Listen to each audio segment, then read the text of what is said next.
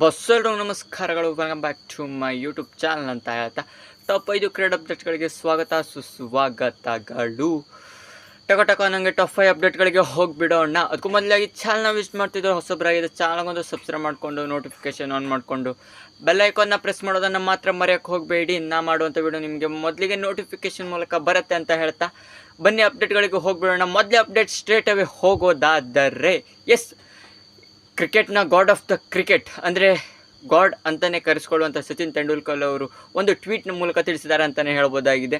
ನಮ್ಮ ಇಂಡಿಯಾದ main allrounder ಆಗಿರುವಂಥ ಅಕ್ಷರ್ ಪಟೇಲ್ ಅವರ ಬಗ್ಗೆ. ಎಸ್ ಹೌದು, ರವೀಂದ್ರ ಜಡೇಜಾ ಅದೇ ರೀತಿಯಾಗಿ ಅಕ್ಷರ್ ಪಟೇಲ್ ಅವರು ಒಂಥರ ಸೇಮ್ ಬ್ಯಾಟಿಂಗ್ ಲೆಫ್ಟ್ ಹ್ಯಾಂಡರ್, ಅದೇ ರೀತಿಯಾಗಿ ಲೆಫ್ಟ್ ಆರ್ಮ್ ಸ್ಪಿನ್ನರ್. ಹೌದು, ಇವರಿಬ್ಬರ ನಡುವೆ ವೇರಿಯೇಷನ್ ಸ್ವಲ್ಪ ಚೇಂಜ್ ಇರ್ಬೋದು ಬಿಟ್ಟರೆ ಮತ್ತೆಲ್ಲ ಕೂಡ ಸೇಮ್ ಟು ಪಿನ್ ಒಂಥರ ಸೇಮ್ ಬೌಲಿಂಗ್ ಸ್ಟೈಲ್, ಅದೇ ರೀತಿಯಾಗಿ ಬ್ಯಾಟಿಂಗ್ ಸ್ಟೈಲ್ ಕೂಡ ಇದೆ. ಅದೇ ರೀತಿಯಾಗಿ ಇವಾಗ ಸಚಿನ್ ತೆಂಡೂಲ್ಕರ್ ಅವರು ಏನು ಹೇಳಿದ್ದಾರೆ ಅಂತ ಹೇಳಿದರೆ, ಅಕ್ಷರ್ ಪಟೇಲ್ ಅವರು ತಮ್ಮ ಕೆರಿಯರ್ನ ಎಂಡ್ ಆಗುವಷ್ಟರಲ್ಲಿ ಒಂಥರ ವರ್ಲ್ಡ್ ಕ್ಲಾಸ್ ಬೌಲರ್ ಆಗಿ ಹೊರಹೊಮ್ಮುತ್ತಾರೆ ಅಂತ ಸಚಿನ್ ತೆಂಡೂಲ್ಕರ್ ಅವರು ತಮ್ಮ ಅಭಿಪ್ರಾಯವನ್ನು ತಿಳಿಸಿದ್ದಾರೆ ಅಂತಲೇ ಹೇಳ್ಬೋದಾಗಿದೆ ಅಕ್ಷರ್ ಪಟೇಲ್ ಅವರ ಬಗ್ಗೆ. ಹೌದು, ಆ ರೀತಿ ಕ್ಲಾಸಿಕಲ್ ಪರ್ಫಾರ್ಮೆನ್ಸ್ನ ಅಕ್ಷರ್ ಪಟೇಲ್ ಅವರಿಂದ ಎಕ್ಸ್ಪೆಕ್ಟೇಷನ್ ನಮ್ಮ ಇಂಡಿಯನ್ ಟೀಮ್ ಮಾಡ್ತಾ ಇತ್ತು. ಅದೇ ರೀತಿಯಾಗಿ ಅವರು ಕೂಡ ಅಲ್ಲಿವರೆಗೂ ಕೂಡ ರೀಚ್ ಆಗಿದ್ದಾರೆ ಅಂತಲೇ ಹೇಳ್ಬೋದಾಗಿದೆ. ಯಾವ ರೀತಿ T20 ವರ್ಲ್ಡ್ ಕಪ್ನ ಪರ್ಫಾರ್ಮೆನ್ಸ್, ಅದೇ ರೀತಿಯಾಗಿ ಇವಾಗ ODI ಸೀರೀಸ್ನಲ್ಲೂ ಕೂಡ ಇಂಗ್ಲೆಂಡ್ ಜೊತೆ ಒಂಥರ ಕ್ಲಿನಿಕಲ್ ಪರ್ಫಾರ್ಮೆನ್ಸ್ನ ಅಕ್ಷರ್ ಪಟೇಲ್ ಅವರು ತಮ್ಮ ಬ್ಯಾಟ್, ಅದೇ ರೀತಿಯಾಗಿ ಬೌಲಿಂಗಿಂದ, ಅದೇ ರೀತಿಯಾಗಿ ಫೀಲ್ಡಿಂಗಿಂದ, ಈ ಮೂರು ಒಂಥರ ಫಾರ್ಮೆಟಲ್ಲೂ ಕೂಡ ಅಕ್ಷರ್ ಪಟೇಲ್ ಅವರು ತಮ್ಮ ಲೀಡಿಂಗ್ನ ಮಾಡ್ತಿದ್ದಾರೆ ಅಂತಲೇ ಹೇಳ್ಬೋದಾಗಿದೆ. ಬೌಲಿಂಗಲ್ಲಿ ಸಚಿನ್ ತೆಂಡೂಲ್ಕರ್ ಅವರು ಈ ಕೆರಿಯರ್ ಎಂಡಸ್ಟ್ರಲ್ಲಿ ಇವರಂಥ ಶ್ರೇಷ್ಠ ಬೌಲರ್ ಆಗಿ ಹೊರಹೊಮ್ಮುತ್ತಾರೆ ಅಂತ ಸಚಿನ್ ತೆಂಡೂಲ್ಕರ್ ಅವರು ಅಭಿಪ್ರಾಯಪಟ್ಟಿದ್ದಾರೆ. ಅದೇ ರೀತಿಯಾಗಿ ಅಪ್ಡೇಟ್ ನಂಬರ್ 2 ಹೋಗೋದಾದರೆ ಬೂಮ್ರಾ ಬಗ್ಗೆ ಸಿಕ್ಕಾಪಟ್ಟೆ ಅಪ್ಡೇಟ್ಗಳು ಬರ್ತಿವೆ. ಯಾಕಪ್ಪ ಅಂತ ಹೇಳಿದ್ರೆ ODI ಸೀರೀಸ್ನಲ್ಲಿ ಸೆಲೆಕ್ಟ್ ಆಗಿದ್ದಾರೆ, ಹೌದು, ಆದರೆ ಅವ್ರನ್ನ ಯಾವುದೇ ರೀತಿಯ ಪ್ಲೇಯಿಂಗ್ 11ನಲ್ಲಿ ನಮ್ಮ ಇಂಡಿಯನ್ ಟೀಮ್ ಆಡಿಸ್ತಾ ಇಲ್ಲ. ಹೌದು, ಯಾಕಪ್ಪ ಅಂತ ಹೇಳಿದ್ರೆ ಮೇನ್ ಕನ್ಸಿಡರ್ ಆಗುವಂಥ ಬೌಲರ್ ಆಗಿರೋದ್ರಿಂದ ಸದ್ಯದಲ್ಲೇ ಚಾಂಪಿಯನ್ ಟ್ರೋಫಿ ಬರ್ತಿದೆ. ಈಗಂತೂ ಬೂಮ್ರಾ ಅವ್ರನ್ನಂತೂ ಆಡಿಸೋದೇ ನನ್ನ ಪ್ರಕಾರ ಡೌಟ್, 12ನೇ ತಾರೀಕು ಕೊನೆಯ ODIನಲ್ಲೂ ಕೂಡ. ಅದಕ್ಕಾಗಿ ಇಲ್ಲಿ ಬೂಮ್ರಾ ಅವ್ರನ್ನ ಇನ್ನೇನು 11ನೇ ತಾರೀಕಿಂದ ಚಾಂಪಿಯನ್ ಟ್ರೋಫಿ ಸ್ಟಾರ್ಟ್ ಆಗ್ತಿರೋದ್ರಿಂದ ಅಲ್ಲಿಂದನೇ ನಮ್ಮ ಇಂಡಿಯಾ ಟೀಮ್ ಜರ್ಸಿಲಿ ಬೂಮ್ರಾ ಅವರು ಕಾಣಿಸ್ಕೊಳ್ತಾರೆ ಅಂತ ಇವಾಗ ಎಲ್ಲ ಅಪ್ಡೇಟ್ಗಳು ಬರ್ತಿವೆ ಅಂತಲೇ ಹೇಳ್ಬೋದಾಗಿದೆ. ಹೌದು, ಇವರು ಒಂಥರ ಚಿನ್ನದ ತುಂಡಿದ್ದಾಗಿ ಎಷ್ಟು ಕಾಯ್ದುಕೊಳ್ತೇವೋ ಅಷ್ಟು ಉತ್ತಮ. ಯಾವಾಗ ಬೇಕೋ ಆವಾಗ ಅವ್ರನ್ನ ಇಳಿಸ್ಬೋದಾಗತ್ತೆ ಅಷ್ಟೇ, ಬಿಟ್ಟರೆ ಈ ಸಣ್ಣ ಪುಟ್ಟ ODI ಸೀರೀಸ್ಗಳು ಇಳಿಸ್ಕೊಂಡು ಇಂಜುರಿ ಸಮಸ್ಯೆ ಅದೇ ಕಷ್ಟ ಅಂತಲೇ ಹೇಳ್ಬೋದಾಗಿದೆ. ಅದೇ ರೀತಿಯಾಗಿ ಅಪ್ಡೇಟ್ ನಂಬರ್ 3 ಹೋಗೋದಾದರೆ ಮೋಸ್ಟ್ ಸೆಂಚುರೀಸ್. ನಿನ್ನೆ ರೋಹಿತ್ ಶರ್ಮಾ ಅವರು ತಮ್ಮ 32ನೇ ಸೆಂಚುರೀಸ್ನ ಏನು ಕಂಪ್ಲೀಟ್ ಮಾಡಿದರು ODI ಫಾರ್ಮೆಟಲ್ಲಿ. ಅದೇ ರೀತಿಯಾಗಿ ಇದಕ್ಕೂ ಮೊದಲೇದಾಗಿ ಇಂಡಿಯಾದ 4 ಬ್ಯಾಟರ್ಸ್ಗಳು ODI ಫಾರ್ಮೆಟಲ್ಲಿ 30+ ಸೆಂಚುರೀಸ್ಗಳನ್ನ ಕಂಪ್ಲೀಟ್ ಮಾಡಿದ್ದಾರೆ ಅಂತಲೇ ಹೇಳ್ಬೋದಾಗಿದೆ. ಅದೇ ರೀತಿಯಾಗಿ ಮೊದಲೇದಾಗಿ ಬರ್ತಾರೆ ರೋಹಿತ್ ಶರ್ಮಾ ಅವರು.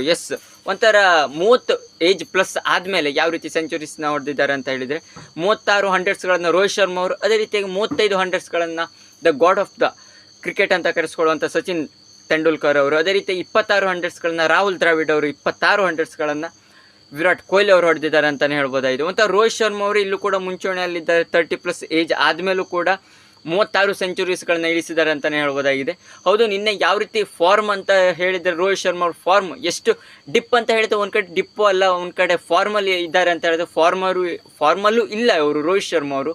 ಒಟ್ಟಿನಲ್ಲಿ ಆ ಕಡೆನೂ ಅಲ್ಲ ಈ ಕಡೆನೂ ಅಲ್ಲ. ಯಾವಾಗ T20 ಮಾದರಿಯಲ್ಲಿ ಇವರು ODI ಅದೇ ರೀತಿ ಟೆಸ್ಟ್ ಫಾರ್ಮೆಟಲ್ಲಿ ಆಟ ಆಡ್ತಾರೋ ಅವಾಗ ಅವ್ರ ಬ್ಯಾಟಿಂದ ರನ್ಸ್ ಬರೋದಂತ 100% ಹೌದು ಅಂತಲೇ ಹೇಳ್ಬೋದಾಗಿದೆ.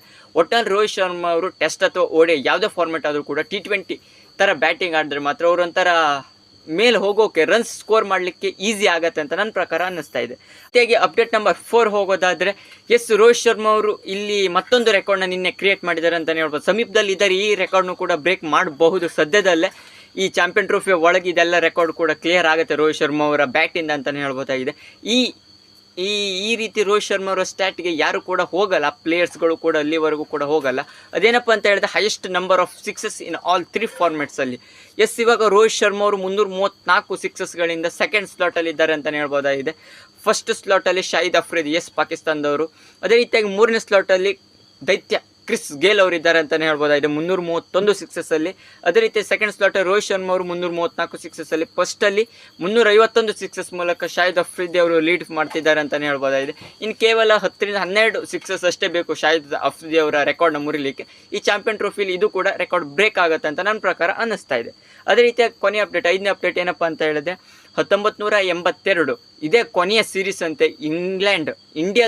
ಇಂಡಿಯಾವನ್ನು ಸೋಲಿಸೋದು ಅದೇ ಲಾಸ್ಟ್ ಸೀರೀಸ್ ಅಂತ. ಅದರ ನಂತರ ಇಲ್ಲಿಯವರೆಗೂ ಕೂಡ ಅಂದರೆ 2025 ತನಕವೂ ಕೂಡ ಇಂಗ್ಲೆಂಡ್ ಒಮ್ಮೆಯೂ ಕೂಡ ಇಂಡಿಯಾದಲ್ಲಿ ಸೋಲಿಸೋದೇ ಇಲ್ಲ, ರೆಕಾರ್ಡೇ ಇಲ್ಲ. ಅದು ನಮ್ಮ ಇಂಗ್ಲೆಂಡ್ಗೆ ಹೋಗ್ಕೊಂಡು ಸೋಲಿಸಿದೆ, ಅದು ಸದ್ಯದಲ್ಲೇ ಆಗಿತ್ತು.